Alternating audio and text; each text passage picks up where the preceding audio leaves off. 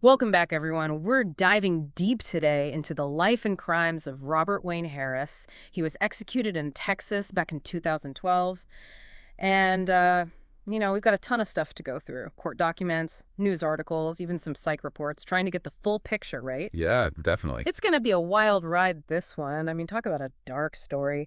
So, looking at all this, what really stood out to you initially? I mean, honestly, it's got to be the car wash killings themselves, right? Yes. 6 people shot, some execution style. One even had their throat cut. That level of brutality, Yeah. it's hard to wrap your head around it. Yeah, no, it's intense. And to think Harris actually knew these people, worked with them. But before we even get to that day, it's important to understand what led up to it. Where did it all begin? And the sources we have paint a very disturbing picture of his early life, like starting with this incredibly horrific event when he was just 8 years old. Oh, absolutely. Witnessing your father murder your mother and then turn the gun on himself. I mean, that's not just some childhood trauma. That's life-altering stuff. Yeah. You're talking serious psychological damage, potentially. It makes you think, about those long-term effects. What happens to a kid who sees something like that? Their development, their sense of safety, Yeah. everything. Well, I mean, for one, it can just completely shatter a child's sense of normalcy. They might develop what we call maladaptive coping mechanisms, Hmm. so basically unhealthy ways of dealing with all the emotional fallout. Right. And those can manifest in all sorts of ways, aggression, withdrawal, maybe even like a distorted view of reality itself. And the courses do mention, Harris being aggressive, bullying other kids. He was even placed in special ed and developed a stutter. Sounds like he was really struggling to process everything that had happened. Yeah, not surprising at all. And on top of that, he was bounced around between relatives, adding another layer of instability to an already chaotic situation. That lack of a stable, supportive environment. It could be incredibly damaging to a kid's development, especially after a traumatic event like that. Yeah, for sure. And then there's this part where he drops out of school in ninth grade, but then later he gets his GED at 18. It's almost like a part of him wanted something better, even with all the turmoil surrounding him. That's a really good point, actually. It speaks to the complexity of his story. It wasn't just this straightforward case of, like, destined for darkness. There were these glimpses of potential, of him trying to break free from the path laid out in front of him, Right. trying to make something of himself. Unfortunately, those glimpses seem kind of overshadowed by a growing pattern of criminal behavior. He was already in trouble with the law before he even hit 18. Right, at 15, he assaults a mall clerk and then burglarizes his own aunt's house. And get this, when she reports the burglary, he attacks her with a hammer. Hit her so hard, the hammer actually broke. Oh, wow. That's a serious escalation of violence. What could possibly drive a 15-year-old to do something like that? It's hard to say definitively, but, it's possible that all that rage he'd been carrying since childhood, it was starting to, boil over. Maybe he saw his aunt reporting him as some sort of betrayal, triggering this violent outburst years in the making. It's a chilling thought. And it didn't get any better from there. 2 years in juvie, starts dealing drugs at 17, then 3 more burglaries by the time he was 19. It seems like at that point, the system just wasn't able to effectively intervene. Those early encounters with the law, they should have been red flags, indicators that he needed more than just punishment. He needed support, guidance, maybe even intensive therapy to address, all that underlying trauma. Yeah. Instead, he ends up with an 8-year prison sentence in 91. I can't help but wonder what kind of impact that had on him, both in terms of rehabilitation and, maybe exacerbating any existing issues. What was his time in prison actually like? Well, the reports indicate it wasn't exactly a walk in the park. He spent a lot of time in solitary confinement, lots of infractions, setting his cell on fire, threats, assaults on both staff and other inmates. You name it. Wow, that's a lot. What about the psychological effects of prolonged solitary confinement? Can you talk about that a bit? Sure. Well, it's meant to be punishment, right? Solitary confinement can actually make pre-existing mental health conditions worse. Increased anxiety, paranoia, even hallucinations in some cases. It's basically sensory deprivation. And it can be incredibly damaging, especially for someone already dealing with trauma and anger issues. So instead of rehabilitating him, it might have actually made him more volatile. Definitely a possibility. And tragically, that volatility seems to have reached a boiling point when he was paroled in '99. That brings us to a real turning point in the story and the start of a truly horrific chapter. Yeah, in November of '99, just a few months after his release, Harris commits his first murder. He abducts and kills a woman named Sandra Scott, who he believed stole money from him. And the chilling part, this crime went unsolved. It would be months before the full extent of his brutality came to light. Exactly. So here's Harris, recently paroled, now a murderer, though the authorities don't know that yet. And he manages to get a job at this car wash, me-too-fine car wash, trying to blend back into society. What happened next? So he's trying, right, to get back on his feet, gets the job at the car wash. Sounds like almost a fresh start. But Yeah. something goes wrong, doesn't it? Yeah, big time. On March 15th, 2000, just a few months into the job, Harris exposes himself to a customer, a female customer. Police are called, he's arrested, and then 2 days later, fired. Wow. I can only imagine that must have been humiliating for him, frustrating. Fresh out of prison, trying to rebuild his life, and then this. Do you think this was like a trigger for what came next? It's possible. It seems like a breaking point for sure.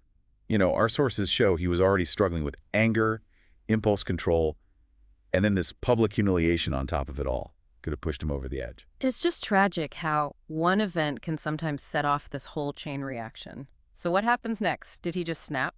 The timeline here is chilling. Just 4 days after getting fired, he borrows a car from a friend and a gun from another, a guy named Billy Brooks. Sounds like he was planning something. Yeah, it really does. And the next day, March 20th, he drives to that car wash before it's even open, confronts the manager, Dennis Lee, the assistant manager, Augustin Villasnor, and the cashier, Rhoda Wheeler, forces them all into the office at gunpoint. He went back to the place that fired him, to the people who fired him. Exactly, and that's what's so disturbing about it. This wasn't just some random act, right? He knew these people, blamed them, and he was going to make them pay. So what happened in that office? He forces Rhoda Wheeler to open the safe. Then he makes all three of them get on the floor and shoots them, execution style. He even slit Dennis Lee's throat. It's just a level of cruelty that's hard to even grasp. What could drive a person to that? That's a question that, criminologists, psychologists, they've been trying to answer for ages. In some cases, it seems like the violence, it's more than just revenge or even the robbery itself. It's about power, about asserting control in the most brutal way possible. So the car wash, the massacre, was that it, or was there more? Tragically, no. 3 more employees, they arrived for their shift. Benjamin Villasenor, Roberto Jimenez, and another individual. We're not going to mention their name out of respect for their privacy. Harris forces them down on the floor, too, this time in the lobby, and shoots them. Benjamin and Roberto are killed. The third employee, they survived, but with permanent injuries. It's hard to believe it even ended there. It almost didn't. Another employee, Jason Shields, he walks in and sees the scene in the lobby. Harris actually tried to act like he just stumbled on the crime. Then he pulls a knife Wow. from a nearby bookshelf. That's terrifying. He could have easily been another victim. Oh, absolutely. Luckily, Shields managed to get away, ran to a donut shop nearby to call the police. It's a miracle he escaped. So what did Harris do? He took about $4,000 during the robbery, returned the car he borrowed, even went back to his friend Billy Brooks's house to get rid of some evidence. Then he buys new clothes, checks into a motel, and according to what he said later, he was planning to drive to Florida to kill his ex-girlfriend. So even after all of that, he was still planning more violence. Yeah, the cycle was continuing. Thankfully, the police, they tracked him down the next day, arrested him at a friend's place. That must have been a huge relief for law enforcement, I mean, to stop him before he could hurt anyone else. Did he resist arrest? No, it was without incident. And then something kind of surprising happened. What do you mean? He confessed. Not just to the car wash killings, but to Sandra Scott's murder, too, from months earlier. He even led the police to her body. It's strange to think about. After all that planning, all that violence, he just confesses. It is, but I think it shows how complex his mental state was. Maybe part of him felt relieved, like a weight lifted off once he finally admitted it. So he confesses. What happens next? He's charged with capital murder for the car wash shootings, and the trial moves pretty quickly. September 2000, the jury deliberates for just 11 minutes before coming back with a guilty verdict. 11 minutes. That's incredibly fast, especially for such a complex case. It is. But the evidence against him, it was overwhelming. The confession, eyewitness testimony, forensics, there wasn't much doubt about his guilt. What about the defense? Didn't they try to argue for life in prison instead of the death penalty? Yeah, they did. During sentencing, his lawyers, they brought up his childhood, how traumatic it was, his psychological issues, all that time in solitary, which, like we talked about, probably made things worse. They were trying to show him as this, deeply troubled person, not some cold-blooded killer. Right, exactly. And it really raises the question, about how much those things should matter. Someone's past trauma Mental health, when we're talking punishment, it's complicated, no easy answers. So what happened? Did they take those things into account? In the end, no. The prosecution argued that, regardless of his past, Harris knew when he was doing it was a choice. They wanted the death penalty, and the jury agreed. What about the victims' families? Were they involved in the sentencing at all? They were. Two of Rhoda Wheeler's children, they were actually there, and they spoke about, losing their mother, the impact it had. It's a reminder of how far-reaching these crimes are. The pain goes way beyond just the immediate victims. Heartbreaking. So Harris gets sentenced to death. What happens next? Over a decade on death row, his lawyers filed appeals, a lot of them even arguing he was mentally disabled and shouldn't be executed. Did those appeals go anywhere? The experts, both for the state and the defense, they agreed that he wasn't mentally disabled. So those appeals, they didn't work. And that leads us to September 2012, the day of his execution, at the Huntsville unit in Texas. It's hard to believe after all those years, that day finally came. It's the finality of it that gets me.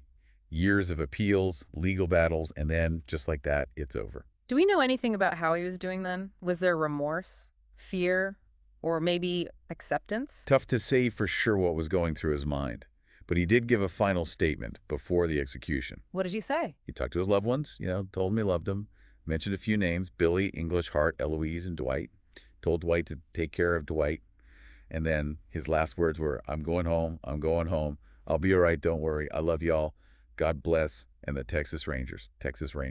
I'm going home. That's a strange thing to hear from someone who did what he did. It makes you wonder, did he find some kind of peace? Or was he just, holding on to whatever hope he could? It does, and I think that's part of what makes this whole case so difficult to process. There are no easy answers, no simple explanations. It's a story about trauma, about violence, about just how complex the human mind can be. It really is. We've covered a lot today. A traumatic childhood, a brutal massacre, the failings of the system, the finality of the death penalty. It's heavy stuff. And it leaves us with, a lot to think about. For sure. This case, it makes us ask those hard questions. How do we stop the cycle of violence? How do we balance punishment with rehabilitation? What role does mental health play in our justice system? These are things we as a society need to keep asking ourselves, keep working towards solutions. Well said. I want to thank you for joining us on this deep dive. It was tough, but important. And hopefully, by understanding cases like this, we can learn from them, work towards a future where these kinds of tragedies are less likely to happen. I agree. Until next time, everyone, keep learning, keep asking questions, and keep the conversation going.